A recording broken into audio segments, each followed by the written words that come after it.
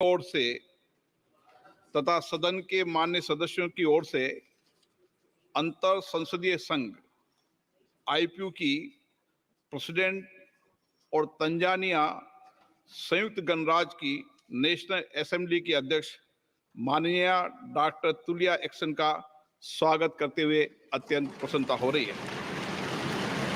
वे हमारी सम्मानित अतिथि के रूप में भारत की आधिकारिक यात्रा पर आई है।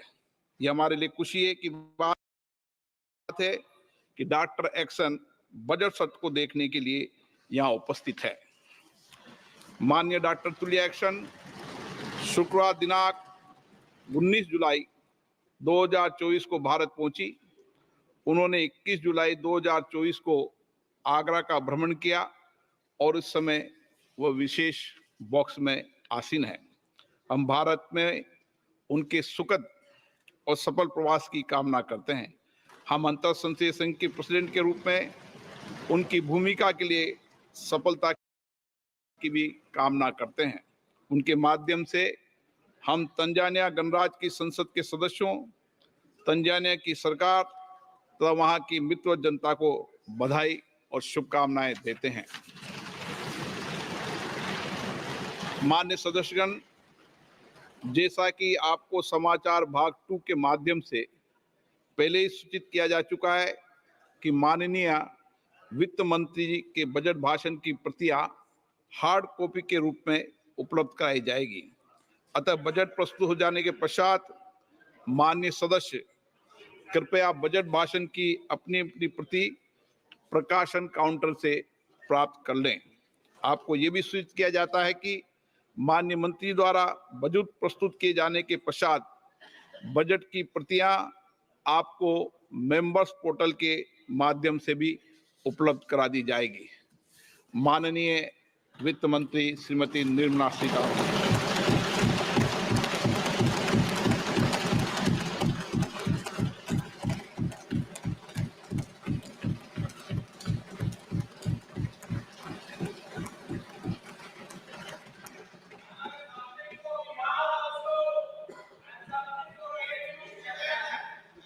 Honorable Speaker, I present the budget for 24-25. Introduction. The people of India have reposed their faith in the government led by Honorable Prime Minister Shri Narendra Modi and re-elected it for a historic third term under his leadership.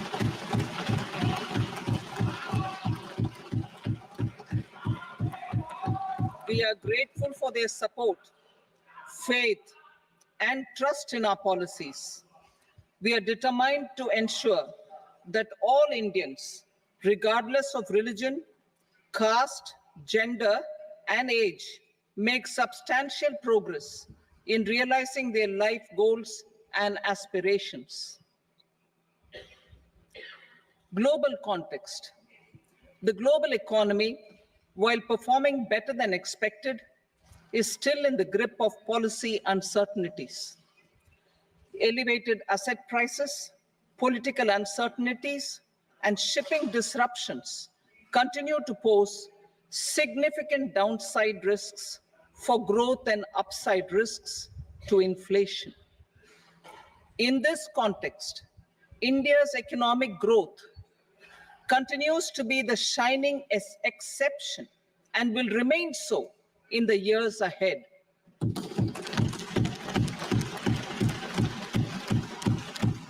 India's inflation continues to be low, stable, and moving towards the 4% target. Core inflation, that is non-food and non-fuel, currently is 3.1%. Steps are being taken to ensure supplies of perishable goods reach markets adequately. Interim budget. As mentioned in the interim budget, we need to focus on 4 major castes, namely the Garib, Mahilaye, Yuva, and Annadata, the poor, women, youth, and the farmer. For Annadata, we announced higher minimum support prices, a month ago for all major crops, delivering on the promise of at least a 50% margin over costs. Pradhan Mantri Garib Kalyan Anna Yojana was extended for 5 years, benefiting more than 80 crore people. Administrative actions for approval and implementation of various schemes announced in the interim budget are well underway. The required allocations have been made. Budget theme. Turning attention to the full year and beyond in this budget, we particularly focus on employment, skilling, MSMEs, and the middle class. I'm happy to announce the Prime Minister's package of 5 schemes and initiatives to facilitate employment, skilling, and other opportunities for 4.1 crore youth over a 5-year period, with a central outlay of 2 lakh crore rupees. I will speak about them shortly, while more details may be seen in the annexure. This year, I've made a provision of 1.48 lakh rupees, 1.48 lakh crore rupees for education, employment, and skilling. Budget priorities. The people have given a unique opportunity to our government to take the country on the path of strong development and an all-round prosperity. In the interim budget, we promise to present a detailed roadmap for our pursuit of Vikasit Bharat, in line with the strategy set out in the interim budget. This budget envisages sustained efforts on the following 9 priorities for generating ample opportunities for all. Number 1, productivity and resilience in agriculture. Number 2, employment and skilling. Number 3, inclusive human resource development and social justice. 4, manufacturing and services. 5, urban development. 6, energy security. 7, infrastructure. 8, innovation, research and development. And 9, next generation reforms. Subsequent budgets will build on these and add more priorities and actions. A more detailed formulation will be carried out as part of the economic policy framework, about which I will speak later in this speech. This budget details some of the specific actions to be initiated in the current year towards fulfillment of these priorities, with potential for transformative changes. The budget also covers some of the previously made announcements with intent to strengthen them and step up their implementation for expediting our journey towards the goal of Vikasit Bharat. Priority 1, productivity and resilience in agriculture. Transforming agricultural research. Our government will undertake a comprehensive review of the agricultural research setup to bring the focus on raising productivity and developing climate resilient varieties. Funding will be provided in challenge mode, including to the private sector. Domain experts, both from the government and outside, will oversee the conduct of such research. Release of new varieties. New 109 high-yielding and climate-resilient varieties of 32 field and horticultural crops will be released for cultivation by farmers. Natural farming. In the next 2 years, 1 crore farmers across the country will be initiated into natural farming supported by certification and branding. Implementation will be through scientific institutions and willing gram panchayats. 10,000 need-based bio-input resource centers will be established. Missions for pulses and oilseeds. For achieving self-sufficiency in pulses and oilseeds, we will strengthen their production, storage, and marketing. As announced in the interim budget, a strategy is being put in place to achieve Atmanirbharta for oilseeds such as mustard, groundnut, sesame, soybean, and sunflower. Vegetable production and supply chains. Large-scale clusters for vegetable production will be developed closer to major consumption centers. We will promote farmer-producer organizations, cooperatives, and startups for vegetable supply chains, including for collection and storage and marketing. Digital public infrastructure for agriculture.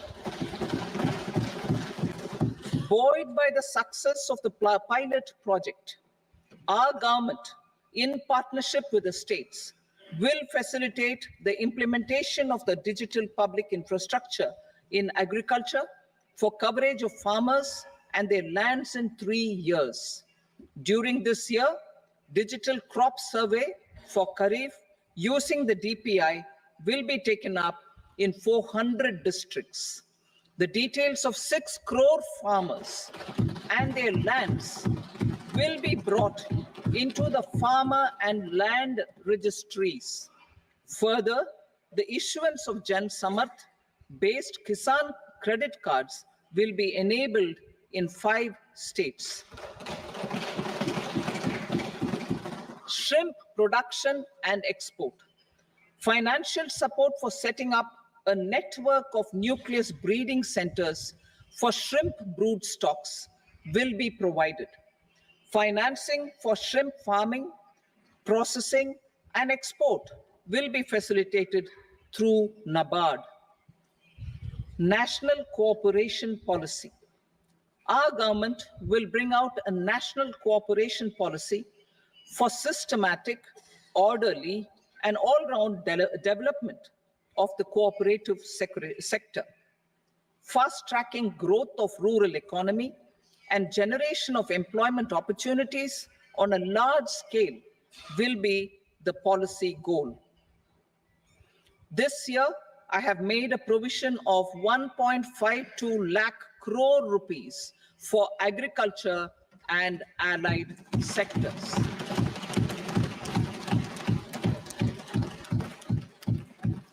Priority 2, employment and skilling. Employment-linked incentive. Our government will implement following 3 schemes for employment-linked incentive as part of the Prime Minister's package. These will be based on enrollment in the EPFO and focus on recognition of first-time employees and support to employees and employers. Scheme A, first-timers. This scheme will provide 1 month wage to all persons newly entering the workforce in all formal sectors.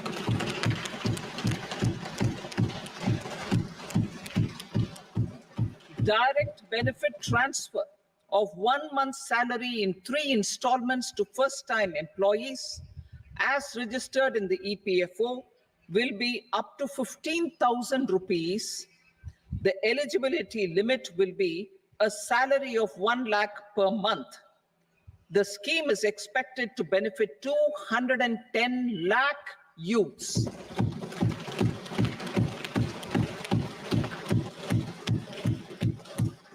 Scheme B, job creation in manufacturing. This scheme will incentivize additional employment in the manufacturing sector linked to the employment of first-time employees. An incentive will be provided at specified scale directly both to the employee and the employer with respect to their EPFO contribution in the first 4 years of employment. The scheme is expected to benefit 30 lakh youth entering employment and their employers.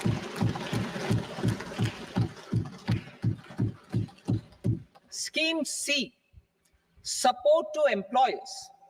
This employer-focused scheme will cover additional employment in all sectors. All additional employment within a salary of 1 lakh rupee per month will be counted. The government will reimburse to employers up to 3,000 rupees per month for 2 years towards the EPFO contribution for each additional employee. The scheme is expected to incentivize additional employment of 50 lakh persons.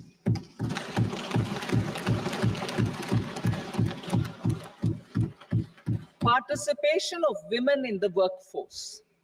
We will facilitate higher participation of women in the workforce through setting up of working women hostels in collaboration with industry and establishing creches.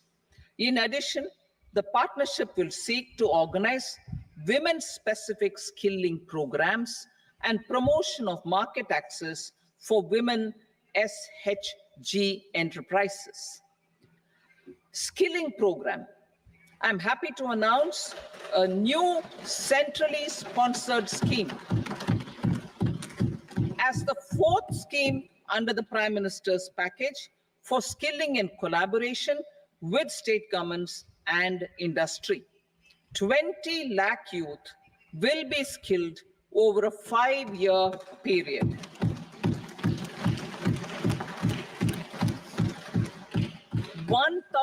Industrial training institutes will be upgraded in hub and spoke arrangements with outcome orientation. Course content and design will be aligned to the skill needs of industry, and new courses will be introduced for emerging needs. Skilling loans.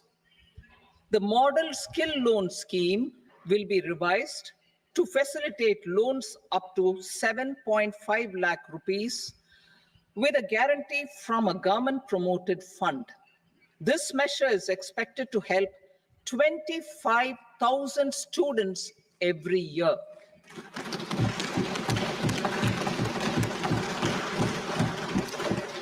Education loans. For helping our youth who have not been eligible for any benefit under government schemes and policies, I am happy to announce a financial support for loans up to 10 lakh rupees for higher education in domestic institutions.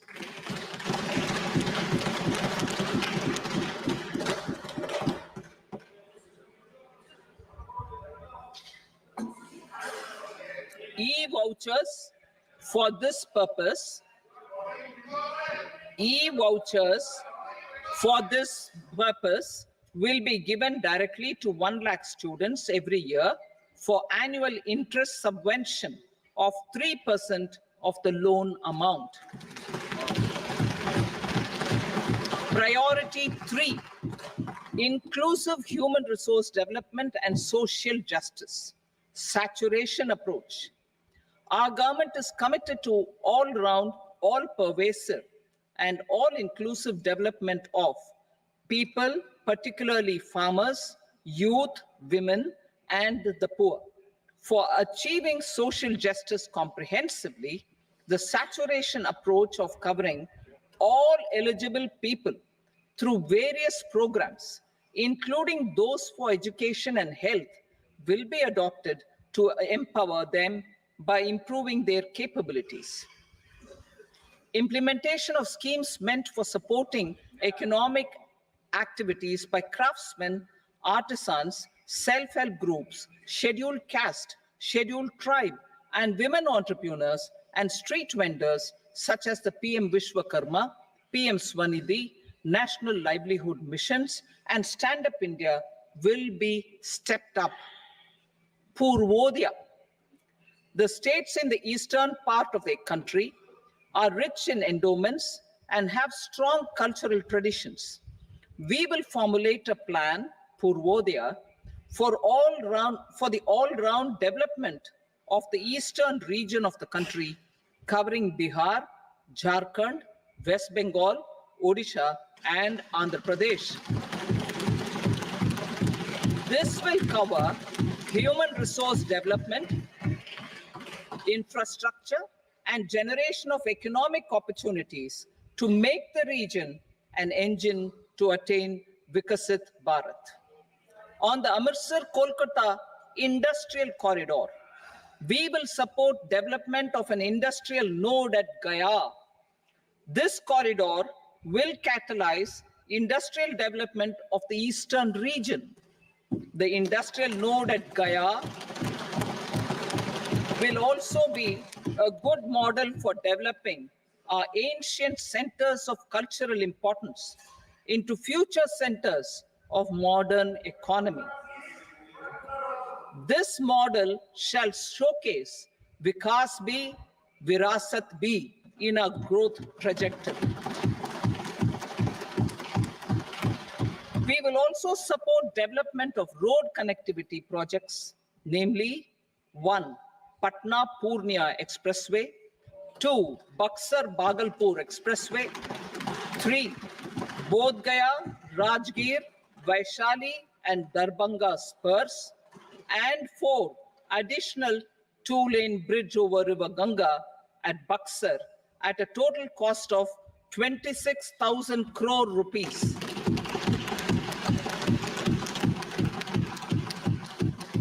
Power projects, including setting up of a new 2,400 megawatt power plant at Pir Painti, will be taken up at a cost of 21,400 crore rupees.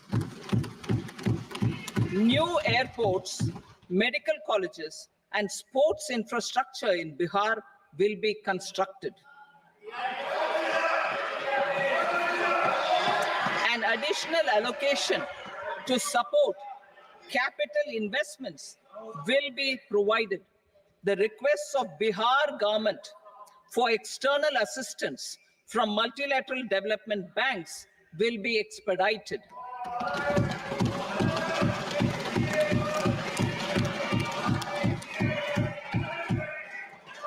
Andhra Pradesh Reorganization Act. Our government has made concerted efforts to fulfill the commitments in Andhra Pradesh Reorganization Act. Recognizing the state's need for the capital, recognizing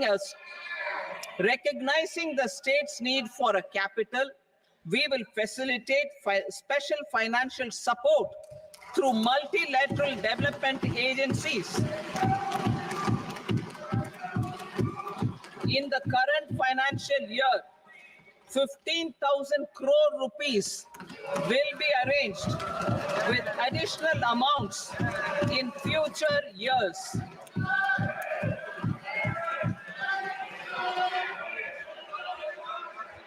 Our government is fully committed to financing and early completion of the Polavaram irrigation project, which is the lifeline for Andhra Pradesh and its farmers. This will facilitate our country's food security as well. Under the Act, Andhra Pradesh Reorganization Act, for promoting industrial development, funds will be provided for essential infrastructure such as water, power, railways, and roads. In Kopparthi node on the Visakhapatnam-Chennai Industrial Corridor and Varavakal node on the Hyderabad-Bangalore Industrial Corridor. An additional allocation will be provided this year towards capital investment for economic growth. Grants for backward regions of Rayalaseema, Prakasham, North Coastal Andhra, as stated in the Act, will be provided. PM Awas Yojana. 3 crore additional houses under the PM Awas Yojana in rural and urban areas in the country have been announced, for which the necessary allocations are being made. Women-led development. For promoting women-led development, the budget carries an allocation of more than 3 lakh crore for schemes benefiting women and girls. This signals our government's commitment for enhancing women's role in economic development. Pradhan Mantri Janjatiya Unnat Gram Abhiyan. For improving the socio-economic condition of tribal communities, we will launch the Pradhan Mantri Janjatiya Unnat Gram Abhiyan by adopting saturation coverage for tribal families in tribal majority villages and aspirational districts.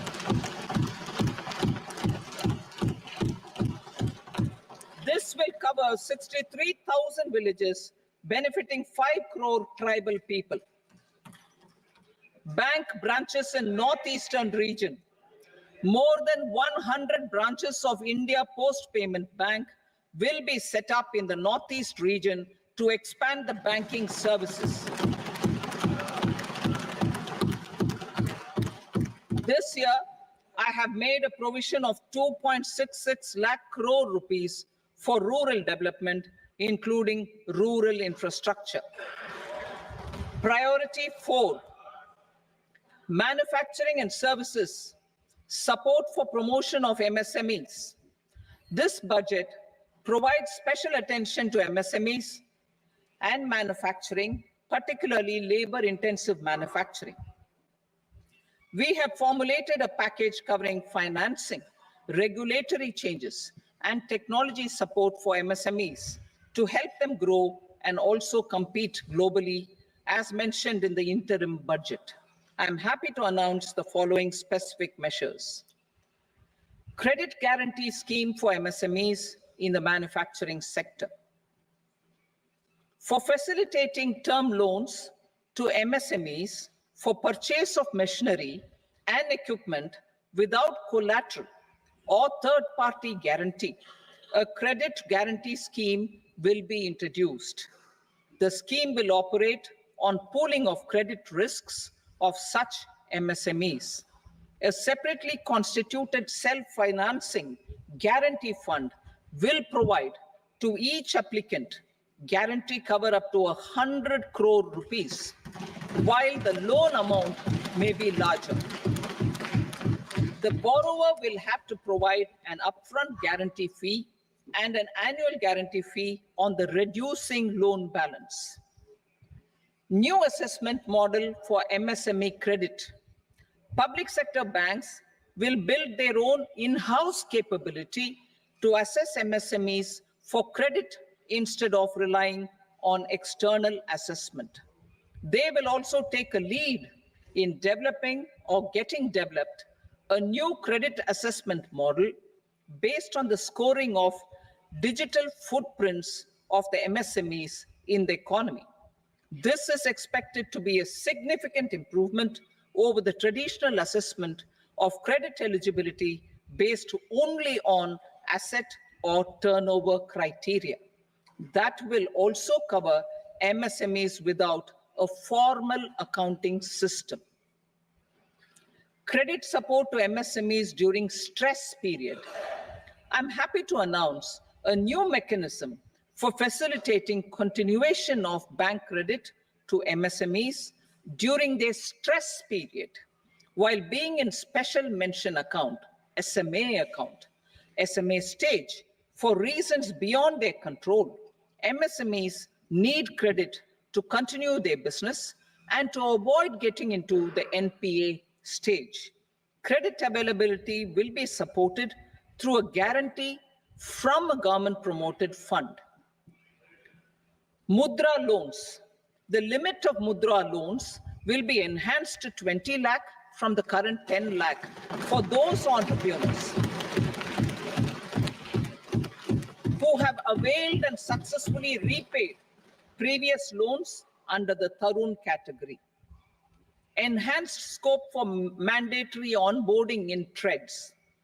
For facilitating MSMEs to unlock their working capital by converting their trade receivables into cash, I propose to reduce the turnover threshold of buyers for mandatory onboarding on the trades platform from rupees 500 crore to 250 crore rupees.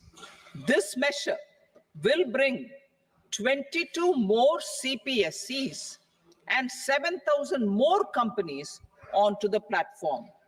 Medium enterprises will also be included in the scope of the suppliers.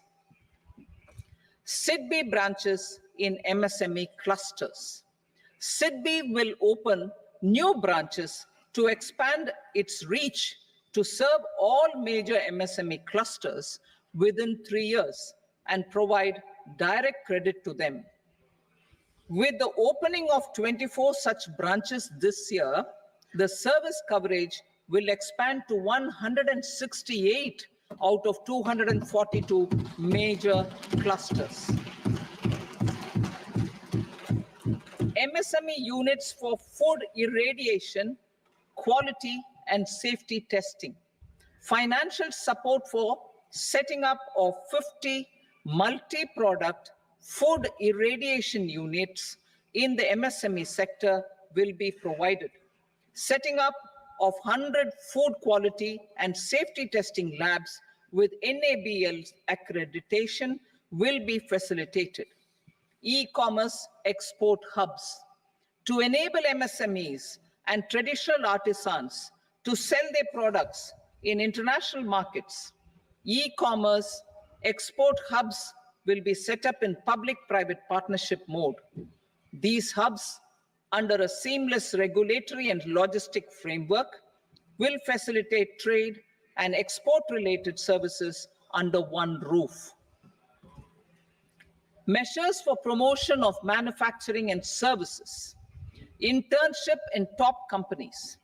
As the fifth scheme under Prime Minister's package, our government will launch a comprehensive scheme for providing internship opportunities in 500 top companies to 1 crore youth in 5 years.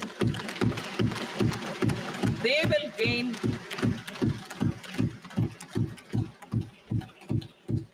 will gain exposure for 12 months to real-life business environment, varied professions, and employment opportunities.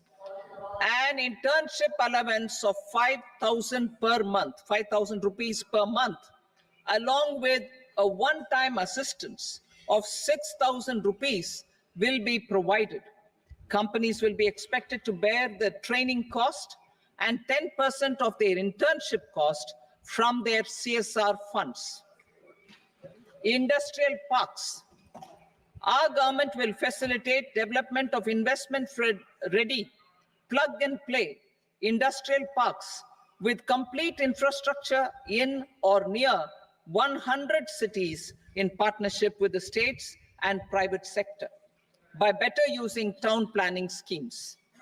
12 industrial parks under the National Industrial Corridor Development Program also will be sanctioned.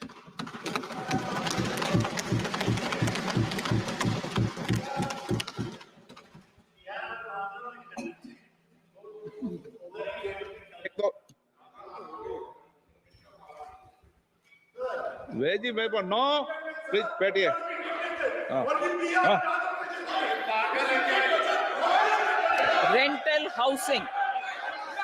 rental housing with dormitory type accommodation for industrial workers will be, just 1 minute. Rental housing, I repeat, rental housing with dormitory type accommodation for industrial workers will be facilitated in PPP mode with VGF support and commitment from anchor industries. Shipping industry, ownership, leasing, and flagging reforms will be implemented to improve the share of Indian shipping industry and generate more employment. Critical mineral mission. We will set up a critical mineral mission for domestic production, recycling of critical minerals, and overseas acquisition of critical mineral assets. Its mandate will include technology development, skilled workforce, extended producer responsibility framework, and a suitable financing mechanism. Offshore mining of minerals. Our government will launch the auction of the first tranche of offshore blocks for mining, building on the exploration already carried out. Digital public infrastructure applications. Turning to the services sector, I propose development of DPI applications at population scale for productivity gains, business opportunities, and innovation by the private sector. These are planned in the areas of credit, e-commerce, education, health, law and justice, logistics, MSME service delivery, and urban governance. Integrated technology platform for IBC ecosystem. An integrated technology platform will be set up for improving the outcomes under the Insolvency Bankruptcy Code for achieving consistency, transparency, timely processing, and better oversight for all stakeholders. Voluntary closure of LLPs. The services of the Center for Processing Accelerated Corporate Exit, CPACE, will be extended for voluntary closure of LLPs to reduce the closure times. National Company Law Tribunals. The IBC has resolved more than 1,000 companies, resulting in direct recovery of 3.3 lakh crore to creditors. 3.3 lakh crore rupees to creditors. In addition, 28,000 cases involving over 10 lakh crore rupees have been disposed of even prior to admission. Appropriate changes to the IBC, reforms and strengthening of the tribunal and appellate tribunals will be initiated to speed up insolvency resolution. Additional tribunals will be established. Out of those, some will be notified to decide cases exclusively under the Companies Act. Debt recovery. Steps for reforming and strengthening debt recovery tribunals will be taken. Additional tribunals will be established to speed up recovery. Priority 5, urban development. Cities as growth hubs. Working with states, our government will facilitate development of cities as growth hubs. This will be achieved through economic and transit planning and orderly development of peri-urban areas utilizing town planning schemes. Creative redevelopment of cities. For creative brownfield redevelopment of existing cities with a transformative impact, our government will formulate a framework for enabling policies, market-based mechanisms, and regulation. Transit-oriented development. Transit-oriented development plans for 14 large cities with a population above 30 lakh will be formulated, along with an implementation and financing strategy. Urban housing. Under the PM Awas Yojana, Urban 2.0, housing needs of 1 crore urban poor and middle-class families will be addressed with an investment of 10 lakh crore rupees. This will include the central assistance of 2.2 lakh crore rupees in the next 5 years. A provision of interest subsidy to facilitate loans at affordable rates is also envisaged. In addition, enabling policies and regulations For efficient and transparent rental housing markets with enhanced availability will also be put in place. Water supply and sanitation. In partnership with state governments and multilateral development banks, we will promote water supply, sewage treatments, and solid waste management projects and services for 100 large cities through bankable projects. These projects will also envisage use of treated water for irrigation and filling up of tanks in nearby areas. Street markets. Building on the success of PM Swanidhi scheme in transforming the lives of street vendors, our government envisions a scheme to support each year over the next 5 years the development of 100 weekly hearts or street food hubs in select cities. Stamp duty.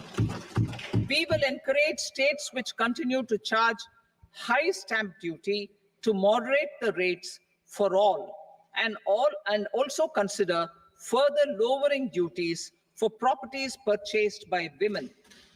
This reform will be made an essential component of urban development schemes. Priority 6, energy security, energy transition. In the interim budget, I had announced our strategy to sustain high and more resource-efficient economic growth, along with the energy security in terms of availability, accessibility, and affordability. We will bring out a policy document on appropriate energy transition pathways that balances the imperatives of employment, growth, and environmental sustainability. PM Surya Ghar Muft Bijli Yojana. PM Surya Ghar Muft Bijli Yojana. In line with the announcement in the interim budget,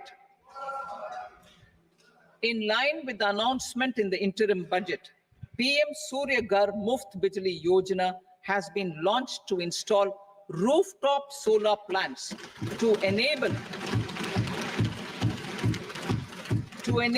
1 crore households obtain free electricity up to 300 units every month. The scheme has generated remarkable response with more than 1.28 crore registrations and 14 lakh applications, and we will further encourage it. Pumped storage policy. A policy for promoting pumped storage projects will be brought out for electricity storage and facilitating smooth integration of the growing share of renewable energy with its variable and intermittent nature in the overall energy mix. Research and development of small and modular nuclear reactors. Nuclear energy is expected to form a very significant part of the energy mix for Vikasit Bharat. Towards that pursuit, our government will partner with the private sector for 1. Setting up Bharat Small Reactors, 2. Research and development of Bharat Small Modular Reactor, and 3. Research and development of newer technologies for nuclear energy. The R&D funding announced in the interim budget will be made available for this sector also. Advanced ultra supercritical thermal power plants. The development of indigenous technology for advanced ultra supercritical thermal power plants with much higher efficiency has been completed. A joint venture between NTPC and BHEL will set up a full-scale 800 megawatt commercial plant using AUSC technology. The government will provide the required fiscal support. Moving forward, development of indigenous capacity for the production of high-grade steel and other advanced metallurgy materials for these plants will result in strong spin-off benefits for the economy. Roadmap for hard-to-abate industries. A roadmap for moving the hard-to-abate industries from energy efficiency targets to emission targets will be formulated. Appropriate regulations for transition of these industries from the current perform, achieve, and trade mode to Indian carbon market mode will be put in place. Support to traditional micro and small industries. An investment-grade energy audit of traditional micro and small industries in 60 clusters, including brass and ceramic, will be facilitated. Financial support will be provided for shifting them to cleaner forms of energy and implementation of energy efficiency measures. The scheme will be replicated in another 100 clusters in the next phase. Priority 7, infrastructure investment by central government. Significant investment the central government has made over the years in building and improving infrastructure has had a strong multiplier effect on the economy. We will endeavor to maintain strong fiscal support for infrastructure over the next 5 years in conjunction with imperatives of other priorities and fiscal consolidation.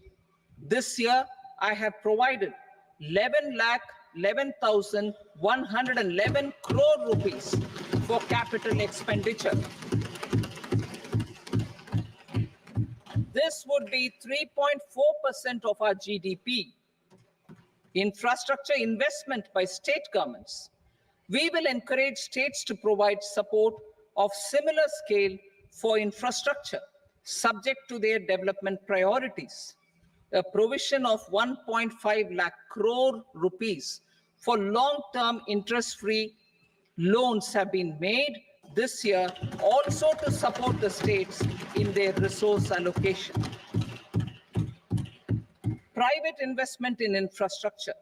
Investment in infrastructure by private sector will be promoted through viability gap funding and enabling policies and regulations. A market-based financing framework will be brought out.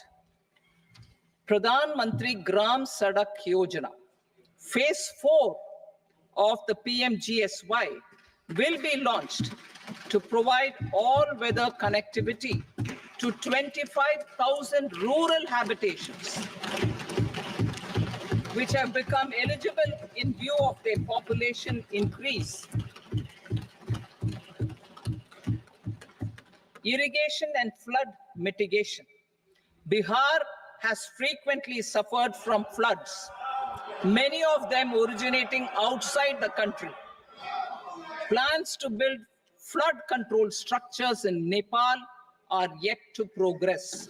Our government, through the Accelerated Irrigation Benefit Program and other sources, will provide financial support for projects with estimated cost of 11,500 crore rupees,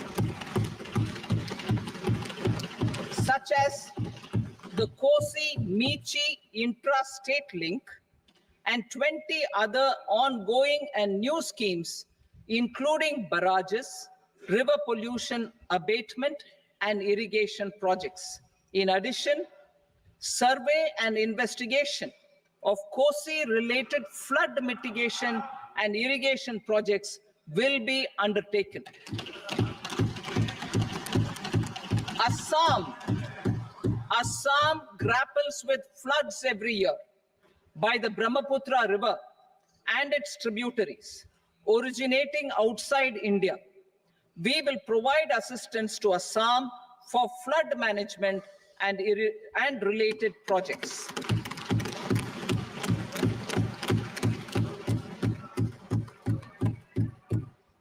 Himachal Pradesh, suffered extensive losses due to floods last year. Our government will provide assistance to the state for reconstruction and rehabilitation through multilateral development assistance.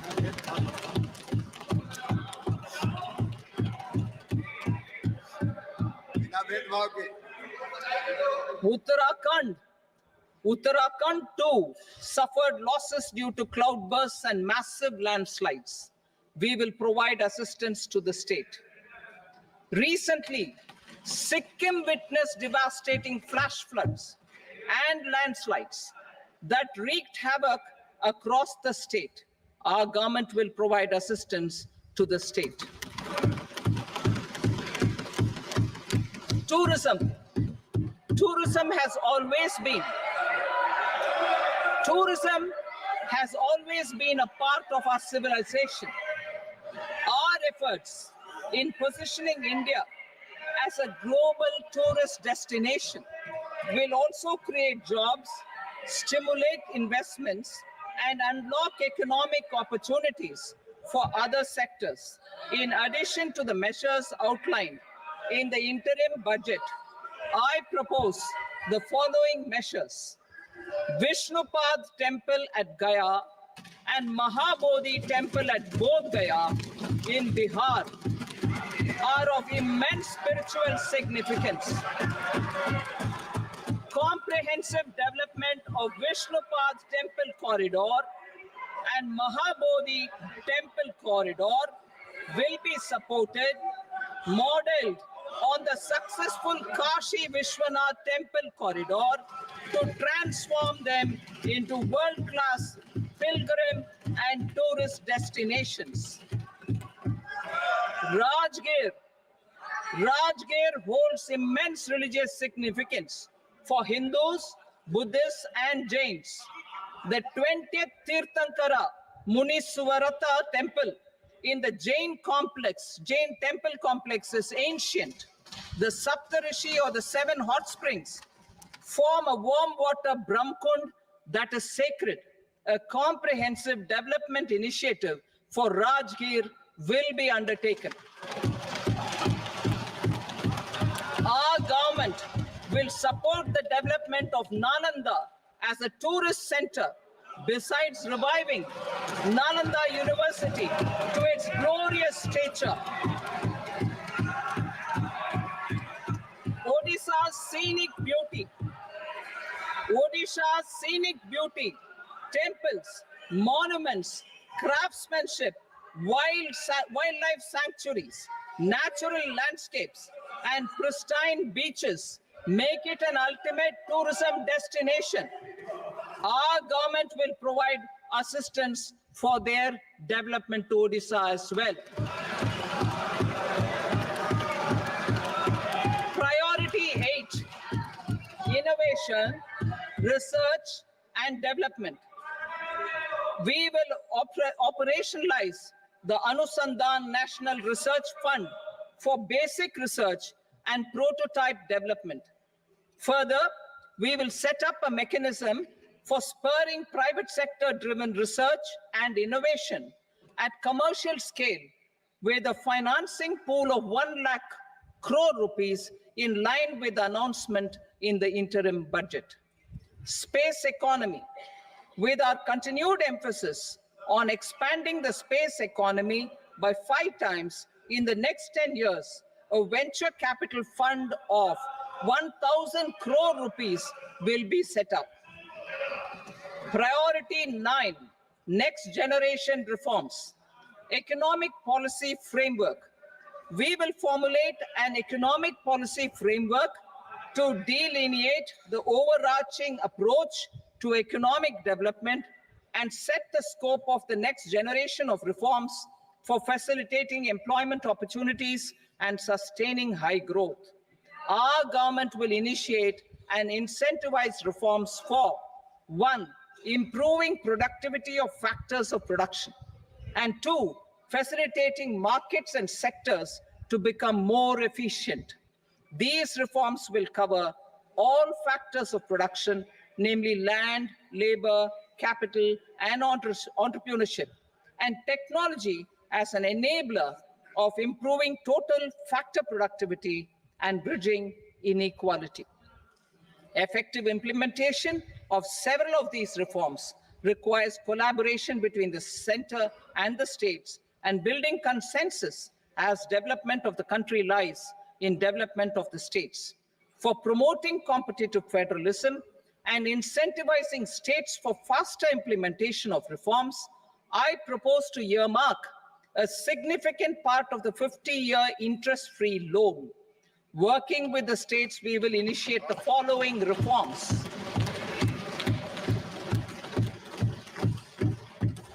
Land-related reforms and actions, both in the rural and urban areas, will cover land administration, will cover 1, land administration, planning and management, and 2, urban planning usage and building bylaws.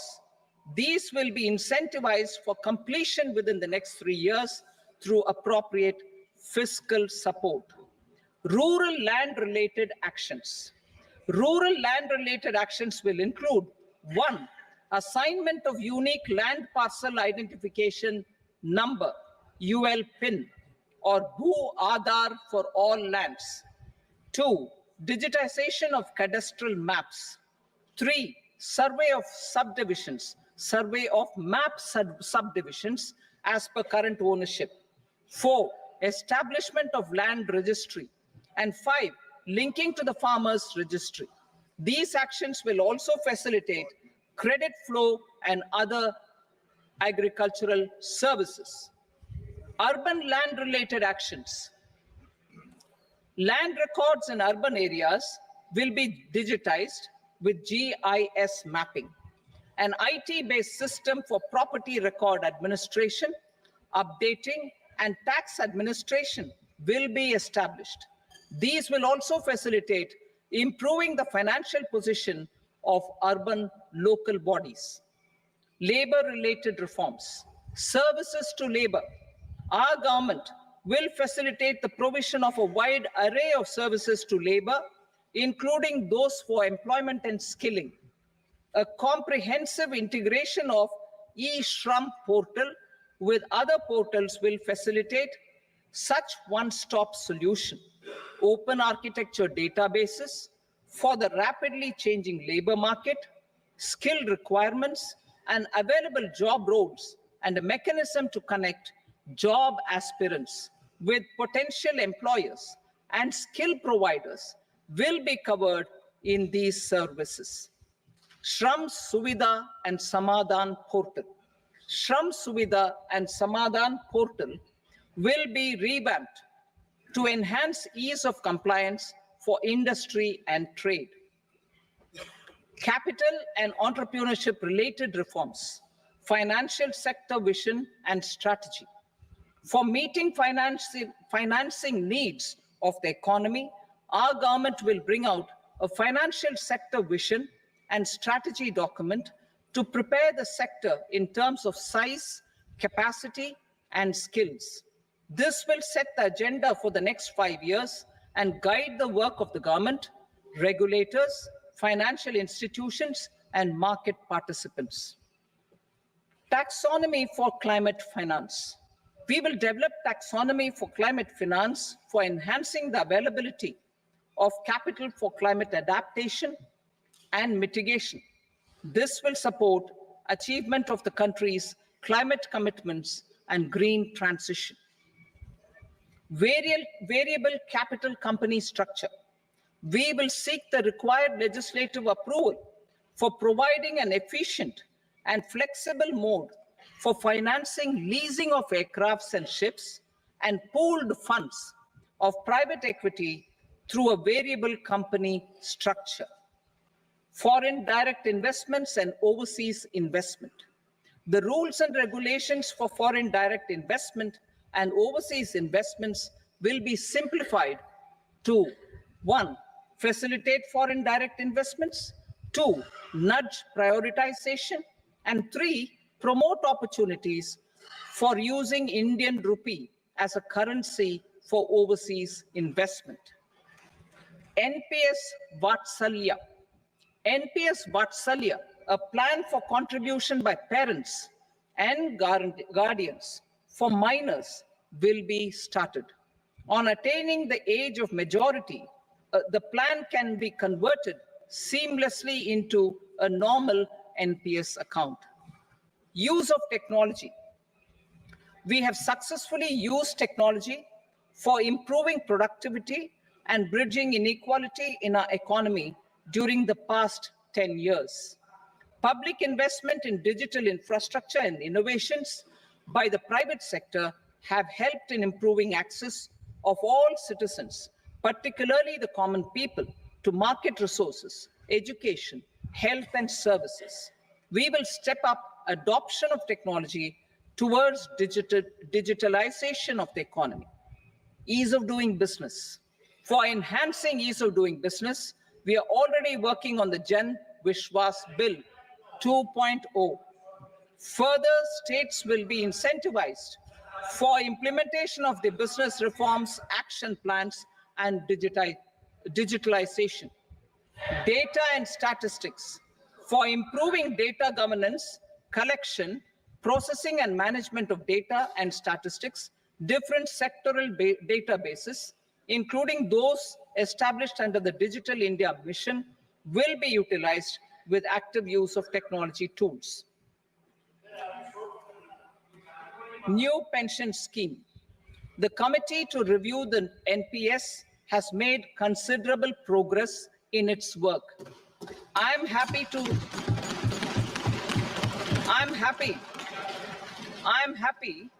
that the staff side of the National Council of the Joint Consultative Machinery for Central Government Employees has taken a constructive approach. A solution will be evolved which addresses the relevant issues while maintaining fiscal prudence to protect the common citizens. Budget estimates for 24-25. For the year 24-25, total receipts other than borrowings and the total expenditure are estimated at 32.07 lakh crore rupees and 48.21 lakh crore rupees respectively. The net tax receipts are estimated at 25.83 lakh crore rupees. The fiscal deficit is estimated at 4.9% of the GDP. The gross and the net market borrowings through dated securities during 24-25 are estimated at 14.01 lakh crore rupees and 11.63 lakh crore rupees respectively. Both will be less than that in 23-24. The fiscal consolidation path announced by me in 2021 has served our economy very well, and we aim to reach the deficit below 4.5% next year. The government is committed to staying the course. From 2026-27 onwards, our endeavor will be to keep the fiscal deficit each year such that the central government's debt will be on a declining path as percentage of GDP. I will now move to part B.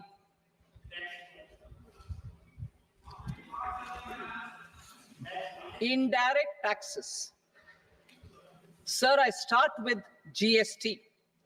It has decreased tax incidence on the common man, reduced compliance burden and logistics cost for trade and industry, and enhanced revenues of the central and the state governments.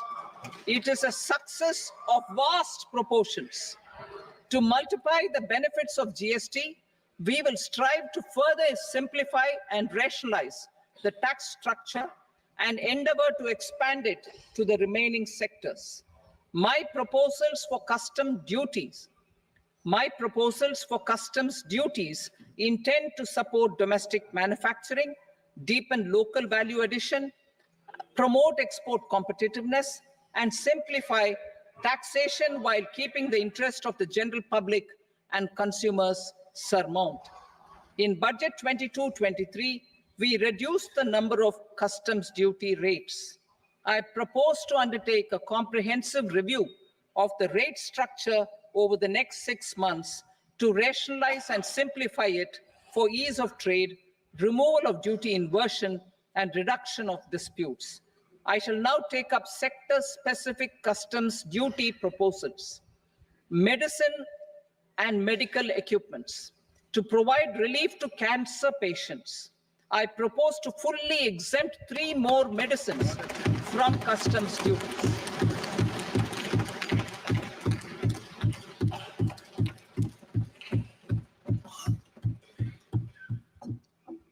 I also propose changes in the BCD on X-ray tubes and flat panel detectors for use in medical X-ray machines under the phased manufacturing program so as to synchronize them with the domestic capacity addition. Mobile phone and related parts. With a 3-fold increase in domestic production and almost a 100-fold jump in exports of mobile phones over the last 6 years, the Indian mobile industry has matured. In the interest of consumers, I now propose to reduce the BCD on mobile phone, mobile PCBA, and mobile charger to 15%. Critical minerals.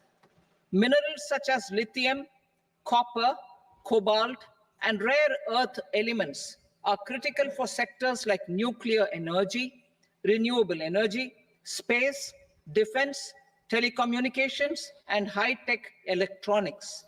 I propose to fully exempt customs duties on 25 critical minerals and reduce BCD on 2 of them. This will provide a major fillip to the processing and refining of such minerals and help secure their availability for these strategic and important sectors. Solar energy.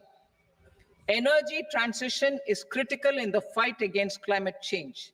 To support energy transition, I propose to expand the list of exempted capital goods for use in the manufacture of solar cells and panels in the country.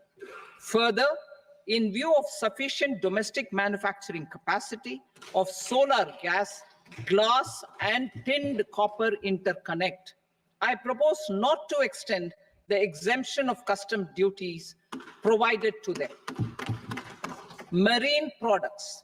India's seafood exports in the last financial year touched an all-time high of more than 60,000 crores of rupees.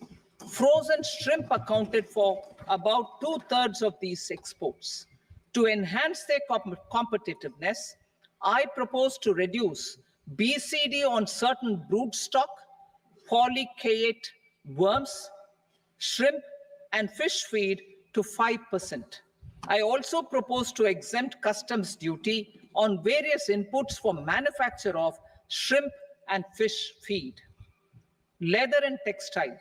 Similarly, to enhance the competitiveness of exports in the leather and textile sectors, I propose to reduce BCD on real down-filling material from duck or goose. I'm also making additions to the list of exempted goods for manufacture of leather and textile garments, footwear, and other leather articles for export.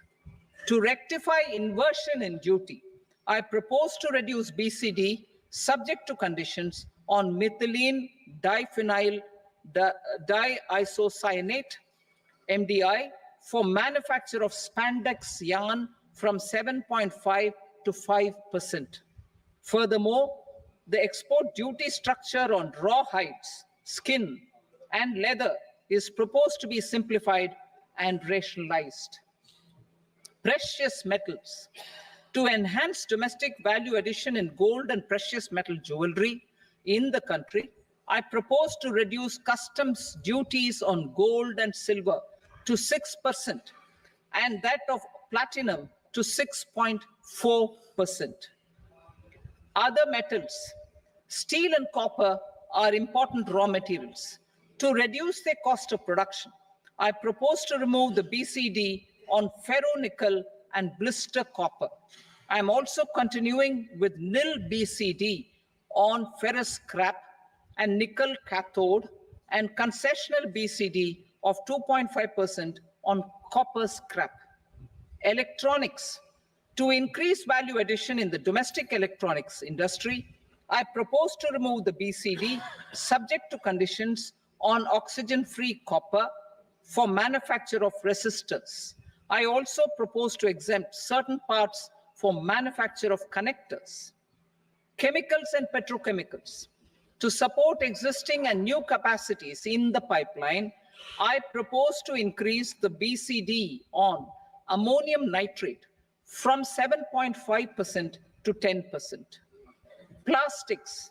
PVC flex banners are non-biodegradable and hazardous for environment and health. To curb their imports, I propose to raise the BCD on them from 10 to 25%. Telecommunication equipment. To incentivize domestic manufacturing, I propose to increase the BCD from 10 to 15% on PCBA of specified telecom equipment. Trade facilitation. To promote domestic aviation and boat and ship MRO, I propose to extend the period for export of goods imported for repairs from 6 months to 1 year. I'll read that again. To promote domestic aviation and boat and ship maintenance, repair and operations, I propose to extend the period for export of goods imported for repairs from 6 months to 1 year. In the same vein, I propose to extend the time limit for re-import of goods for repairs under warranty from 3 to 5 years. I now move to direct taxes. We will continue our efforts to simplify taxes, improve taxpayer services, provide tax certainty, and reduce litigation while enhancing revenues for funding the development and welfare schemes of the government. It has been our endeavor to simplify taxation. We have taken a number of measures in the last few years, including introduction of simplified tax regimes without exemptions and deductions for corporate tax and for personal income tax. This has been appreciated by taxpayers. 58% of corporate tax came from the simplified tax regime in the financial year 22-23. Similarly, as per data available till now, for the last fiscal, more than 2/3 have availed the new personal income tax regime. Comprehensive review of the Income Tax Act. I am now announcing a comprehensive review of the Income Tax Act 1961. The purpose is to make the act concise, lucid, easy to read and understand. This will reduce disputes and litigation, thereby providing tax certainty to the taxpayers. I will also bring down the demand embroiled in litigation.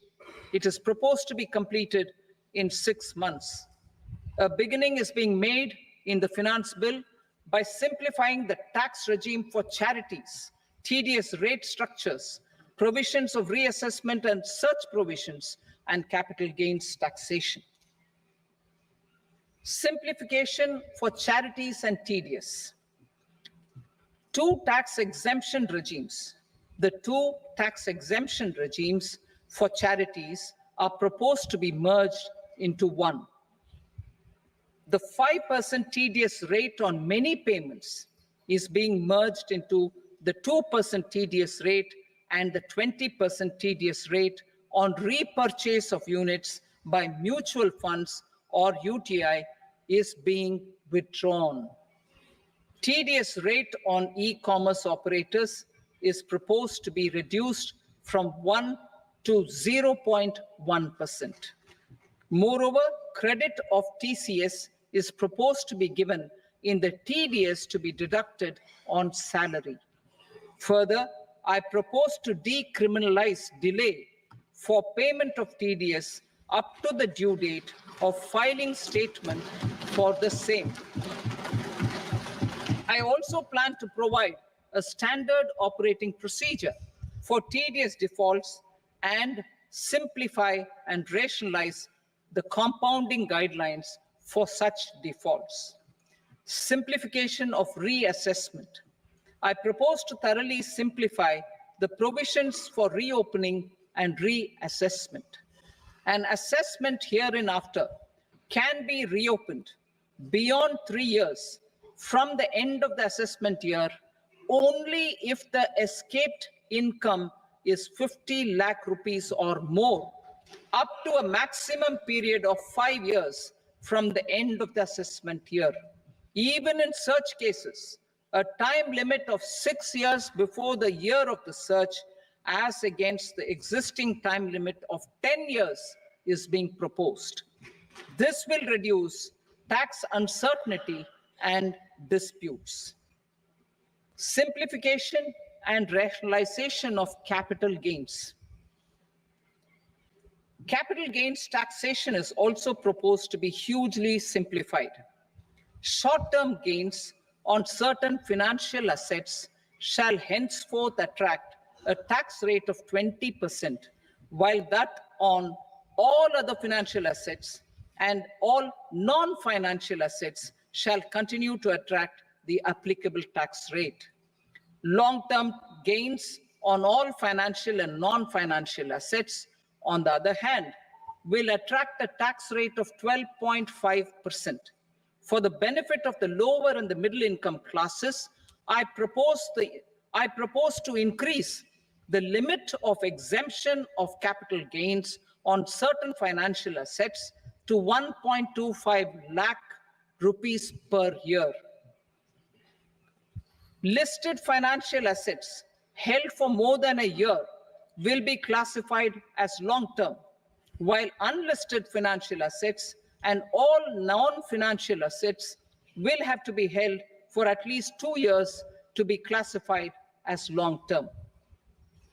Unlisted bonds and debentures, debt mutual funds, and market-linked debentures, irrespective of holding period, however, will attract tax on capital gains at applicable rates. Taxpayer services. All the major taxpayer services under GST and most services under customs and income tax have been digitalized. All remaining services of customs and income tax, including rectification and order giving effect to appellate orders, shall be digitalized and made paperless over the next 2 years. Litigation and appeals. While our concerted efforts to reduce pendency of appeals at various appellate fora are beginning to show good results, it will continue to engage our highest attention. To dispose of the backlog of first appeals, I plan to deploy more officers to hear and decide such appeals, especially those with large tax effect. For resolution of certain income tax disputes pending in appeal, I am also proposing Vivad Se Vishwas Scheme 2024. Further, I propose to increase monetary limits for filing appeals related to direct taxes, excise, and service tax in the tax tribunals, high courts, and Supreme Court to 60 lakh rupees, 2 crore rupees, and 5 crore respectively, with a view to reduce litigation and provide certainty in international taxation. We will expand the scope of safe harbor rules and make them more attractive. We will also streamline the transfer pricing assessment procedure. Employment and investment. I have a few proposals to promote investment and foster employment. First of all, to bolster the Indian startup ecosystem, boost the entrepreneurial spirit, and to support innovation, I propose to abolish the so-called angel tax for all classes of investors. Second, there is tremendous potential for cruise tourism in India. To give a fillip to this employment-generating industry, I am proposing a simpler tax regime for foreign shipping companies operating domestic cruises in the country. Third, India is a world leader in the diamond cutting and polishing industry, which employs a large number of skilled workers. To further promote the development of this sector, we would provide for safe harbor rates for foreign mining companies selling raw diamonds in the country. Fourth, to attract foreign capital for our development needs, I propose to reduce the corporate tax rate on foreign companies from 40 to 35%. Deepening the tax base. I have a couple of proposals for deepening the tax base. First, security transaction tax on futures and options of securities is proposed to be increased to 0.02% and 0.1% respectively. Second, for reasons of equity, I propose to tax income received on buyback of shares in the hands of recipients. Other proposals. To improve social security benefits, deduction of expenditure by employers towards NPS is proposed to be increased from 10 to 14% of the employee's salary. Similarly, deduction of this expenditure up to 14% of salary from the income of employees in private sector, public sector banks, and undertakings opting for the new tax regime is proposed to be provided. Indian professionals working in multinationals get ESOPs and invest in social security schemes and other movable assets abroad.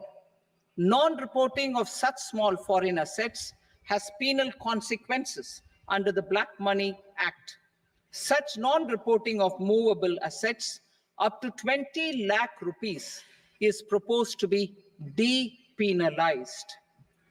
Other major proposals in the finance bill relate to withdrawal of equalization levy of 2%, expansion of tax benefits to certain funds and entities in IFSCs, and immunity from penalty and prosecution to Benamidar on full and true disclosure so as to improve conviction under the Benami Transaction Prohibition Act 1988. Personal income tax. Coming to personal income tax rates, I have two announcements to make for those opting for the new tax regime. First, the standard deduction for salaried employees is proposed to be increased from 50,000 to 75,000 rupees.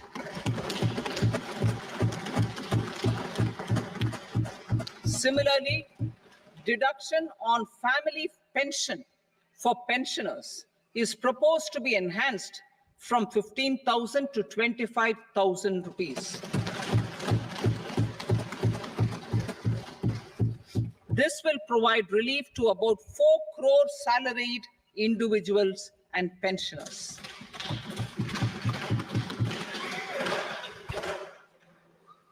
Second, in the new tax regime, the tax rate structure is proposed to be revised as follows. 0 to 3 lakh rupees, nil. 3 to 7 lakh rupees, 5%. 7 to 10 lakh rupees, 10%. 10 to 12 lakh rupees, 15%. 12 to 15 lakh rupees, 20%. And above 15 lakh rupees, 30%. As a result of these changes, a salaried employee in the new tax regime stands to save up to 17,500 rupees in income tax.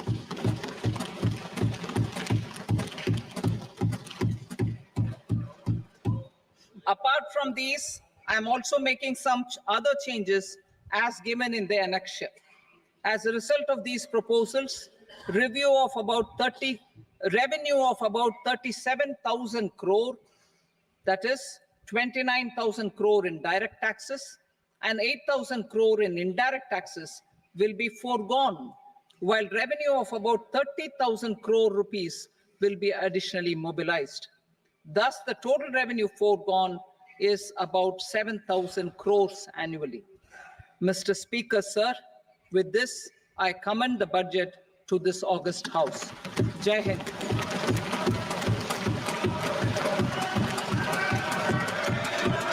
Item number 2. Item number 2.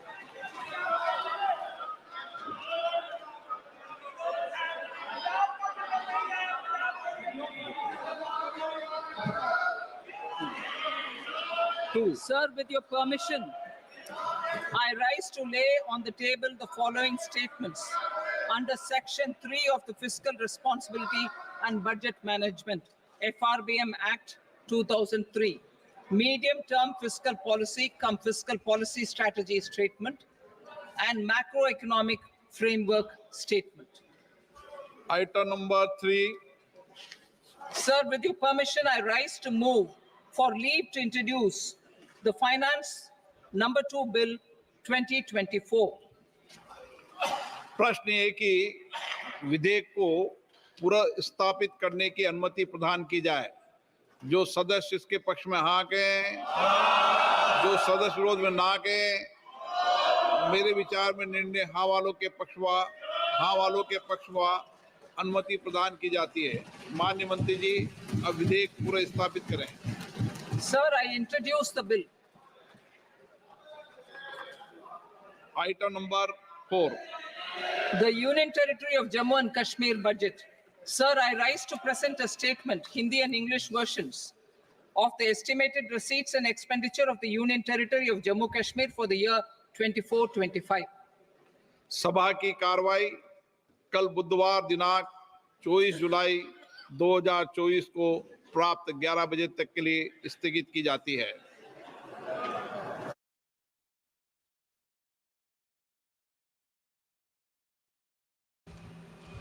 Creative redevelopment of cities. For creative brownfield redevelopment of existing cities with a transformative impact, our government will formulate a framework for enabling policies, market-based mechanisms, and regulation. Transit-oriented development.